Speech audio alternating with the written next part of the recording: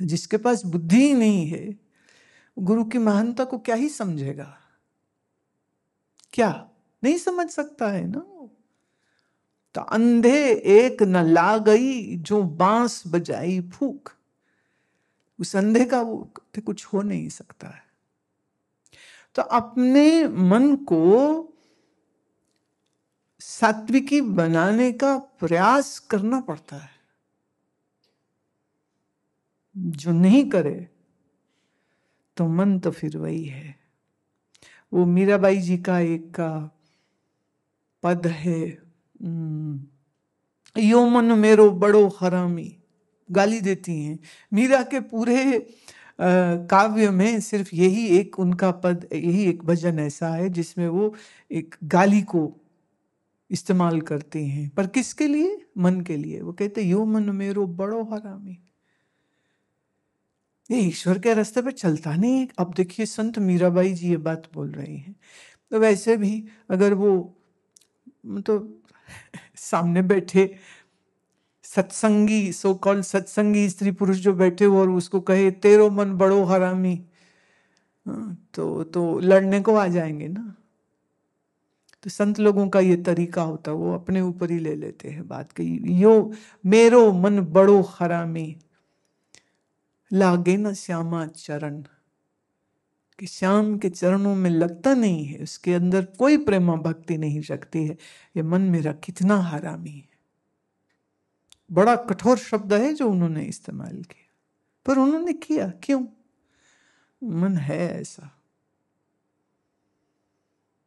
लालच, झूठ, फरेब कूट कूट के भरा हुआ है। स्वार्थ, स्वंता सुखाए, मेरा सुख कहां पर है जहां ये वो ढूंढता है। पूज्य स्वामी अखंडानंद जी महाराज कहा करते थे, भक्त वो नहीं जो ये कहे कि भगवान मुझे मिलेंगे तो मुझे आनंद होगा। कहते भक्त वो होता है, वो कहता है कि भगवान मुझे मिले तो मैं क्या करूं कि मैं भगवान को आनंद दूं। फर्क समझ? कि भक्त वो नहीं है जो ये कहे कि भगवान से मुझे क्या मिलेगा। भक्त ये सोचता है कि भगवान मुझे मिले तो मैं उनकी कैसे सेवा करूं। कि शबरी राम का दर्शन पाके अपना स्वर्ग नहीं साधना चाह रही हैं, वो राम की सेवा करना चाह रही। निषाद राज मिलते हैं तो राम जी की सेवा करना चाह रहे। राम की भोजन, सोना, खाना, पीना, ये सब सेवा का अवसर उनको मिला है। वो इसी में बड़े खुश हो रहे हैं। अब राम हमें मिले तो हमें आशीर्वाद दे दे, राम हमें मिले है तो हमें कोई रिद्धि सिद्धि का वरदान दे दे, राम हमें मिले तो हमारी मुक्ति का उपाय कर दे। ऐसा जो सोचे बोले वो भक्त नहीं। बोले भक्त कौन? जो भगवान की सेवा करने में उत्सुक है कि मेरी सेवा से भगवान आनंदित तो हो जाए। अब इसको दूसरी तरह से ले लो। शिष्य वो नहीं जो ये कहे कि गुरुजी से ज्ञान मिल जाए और गुरुजी मुझे मोक्ष भी दे दे, हैं, और गुरुजी मुझे आशीर्वाद से समाधियां भी दे दें, और गुरुजी मेरे पाप कर्म भी काट दें। संतों की वाणी में, संत मत में ऐसा कहते हैं कि शिष्य ये कहता है कि मैं मेरे गुरु की कैसे सेवा करूं, मैं अपने मन को निष्पाप कैसे बनाऊं, मैं मेरे गुरु के लिए क्या कर सकता। बड़े प्यारे प्यारे शब्द हैं वाणी में, बहुत प्यारे प्यारे शब्द हैं जहां वो स्वार्थ नहीं, इतना घनिष्ठ प्रेम है, इतना घनिष्ठ प्रेम है कि वो प्रेम में क्या करूं मैं, क्या दूं मैं, क्या भेंट करूं। मेरे पास है कुछ नहीं, मैं क्या ही कर सकता हूं, क्योंकि गुरु जो ज्ञान दे रहा है उसका मूल्य कोई क्या ही चुकाएगा। जो जीवन जीने की राह गुरु दे रहा है, और राह दे रहा है, ज्ञान दे रहा है, वो सब बिल्कुल एक तरफ छोड़ दीजिए। वहां प्रेम का रिश्ता बड़ा गहरा है। प्रेम का इतना गहरा रिश्ता है, गुरु का दर्शन करता है और मन एकाग्र हो जाता है। गुरु का दर्शन करता है और मन निर्विकल्प हो जाता है। गुरु का दर्शन करता है और प्रेम समाधि हो जाती। ये शिष्य होना इसको कहते हैं।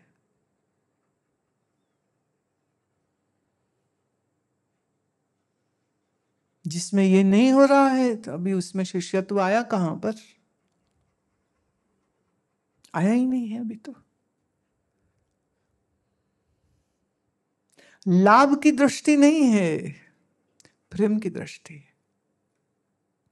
मुझे क्या लाभ मिलेगा ये ख्याल नहीं है। जैसे जैसे चंद्रमा कहते हैं ना, धरती का चक्कर लगाता रहता है।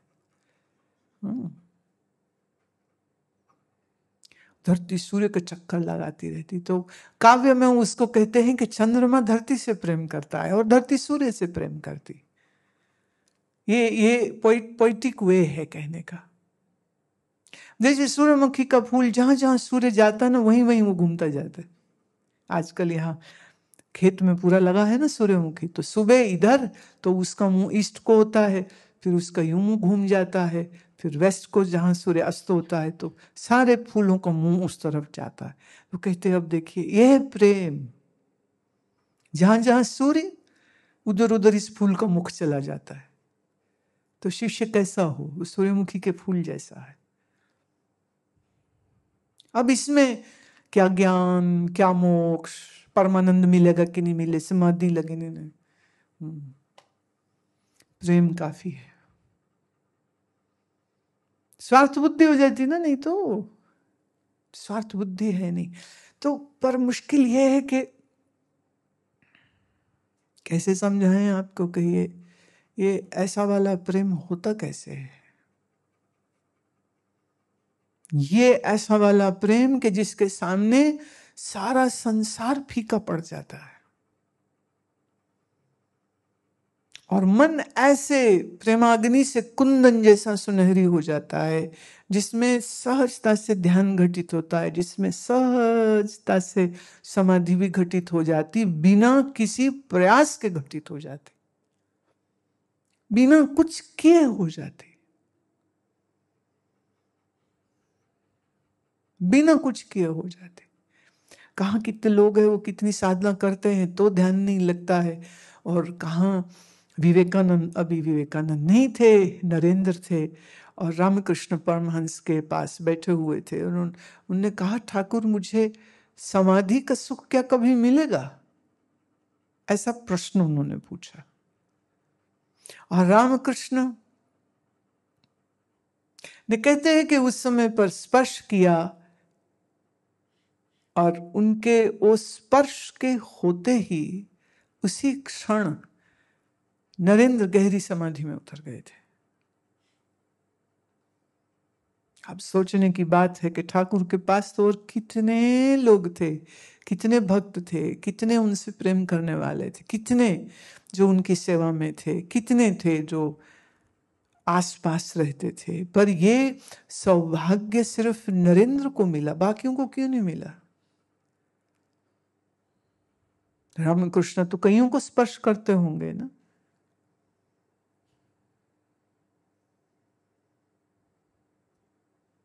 लेकिन समाधि तो सिर्फ नरेंद्र की होती है, और किसी की क्यों नहीं होती? क्योंकि नरेंद्र का रामकृष्ण के प्रति प्रेम इतना अगाध था, समर्पण इतना पूर्ण था, और वो रातों रातों रोते थे कि मुझे वो योग की समाधि क्या कभी मिलेगी। पढ़ाई लिखाई कॉलेज सब छूट गया था उनका, और भाग भाग के रामकृष्ण के पास चले जाते थे। कहते कई कई दिन भोजन नहीं करते थे, जिससे बीमार भी हो गए। पर वो घर में रह रहे हैं, पर घर में कुछ अच्छा ही नहीं लग रहा है, जहां मौका लगे तो वो चले जाते थे रामकृष्ण के पास। कितना तड़प, कितना वैराग्य, कितना प्रेम, कितनी बुद्धि, कितना मनन उनका अच्छा था। और फिर जिस दिन ये बात छेड़ी उन्होंने, रामकृष्ण मात्र स्पर्श करते हैं उनके सीने पर, समाधि हो गई।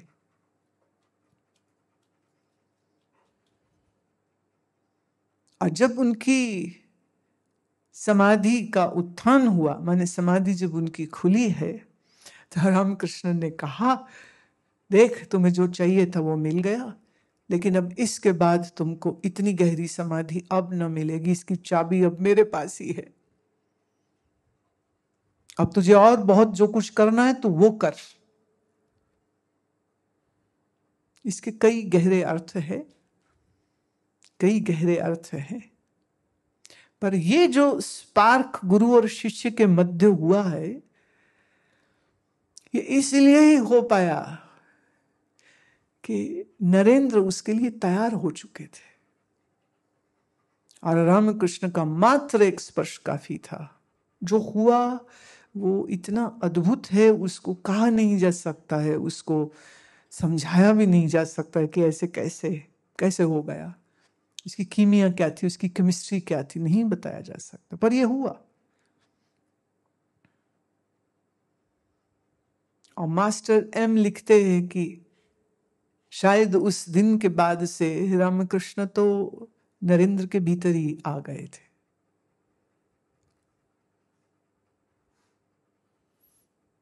गुरु और शिष्य का एकत्व हो गया था।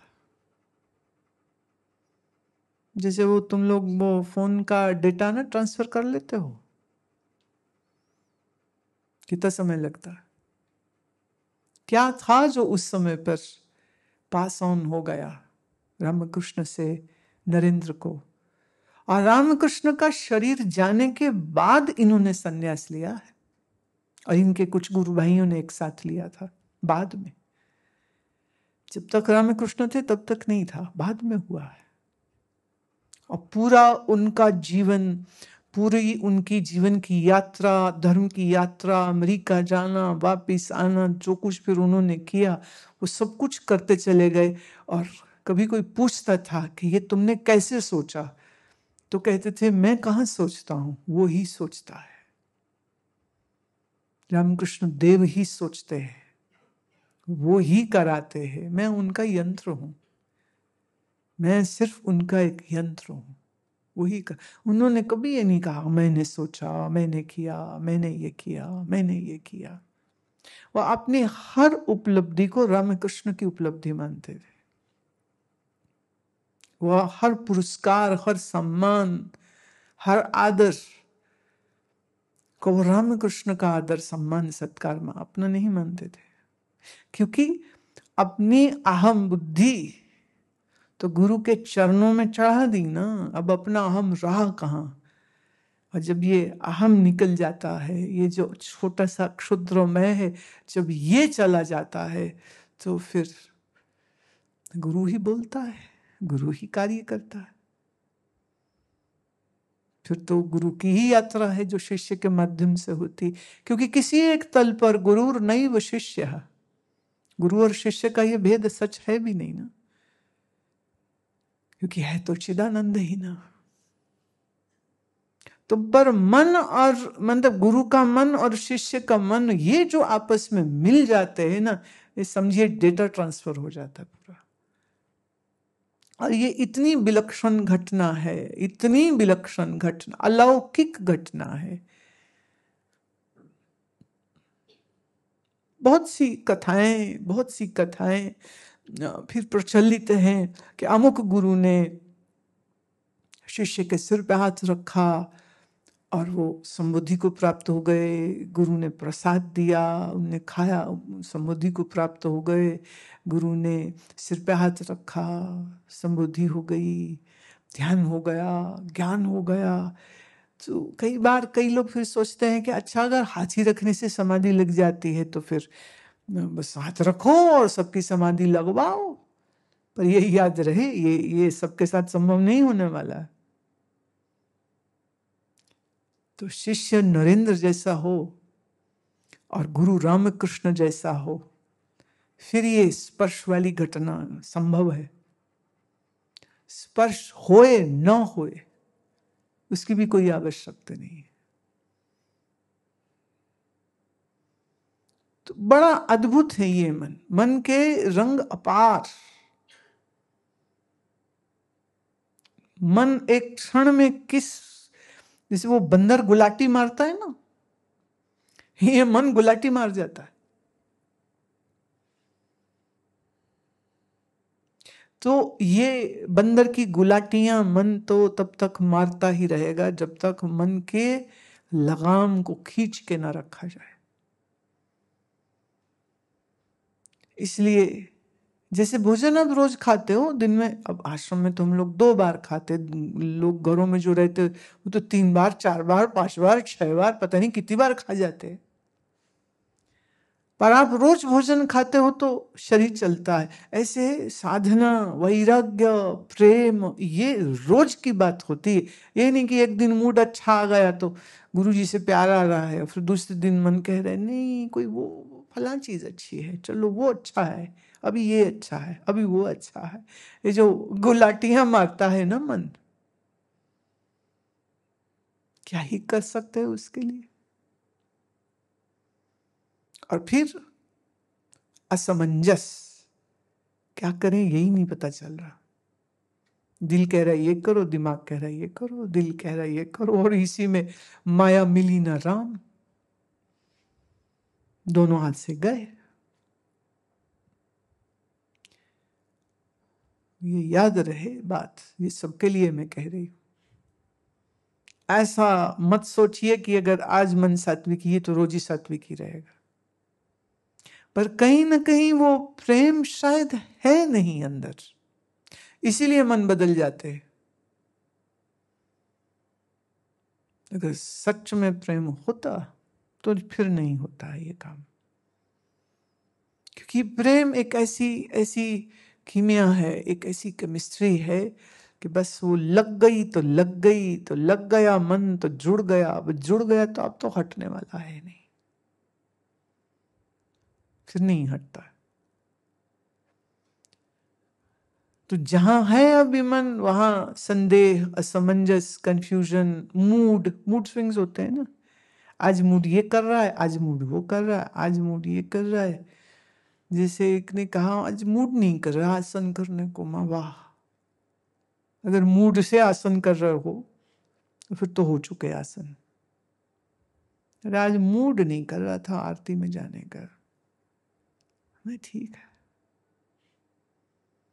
कबीर जी कहते लोगन राम खिलौना जाता, लोगों ने राम को खिलौना समझ के रखा, जी आया खेल लिया, जी आया नहीं खेला।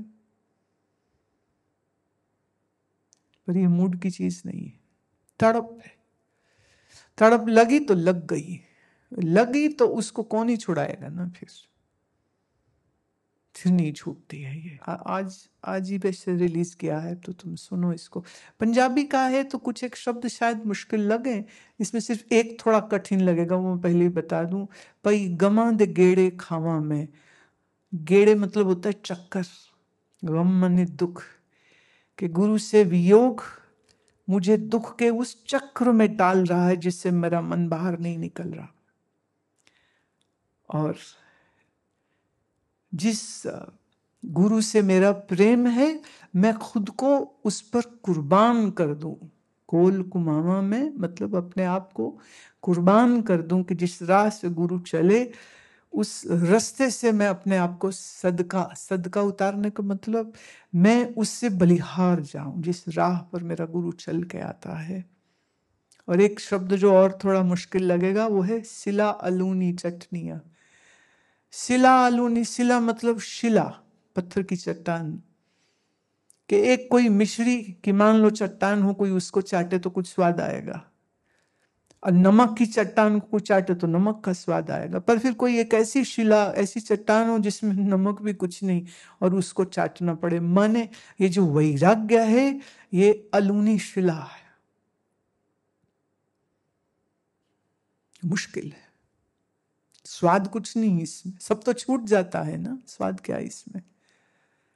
पर भीतर राम राम चलता है, भीतर सुमिरन चलता है, और यूं वेदांत ज्ञान और वैराग्य की अलूनी शिला को मैं चाटती हूं। कभी रोती हूं उसके प्रेम में, कभी हंसती हूं और कभी दौड़ती हूं उसके प्रेम में। और मैं अपने आप को अपने गुरु पर कुर्बान करती हूं, बलिहार करती हूं। वो पुराने लोग कहते थे ना, बलाएं ले लूं ना, तेरी बलाएं मैं ले लूं, तो कहते मैं बलिहार जाऊं अपने गुरु से।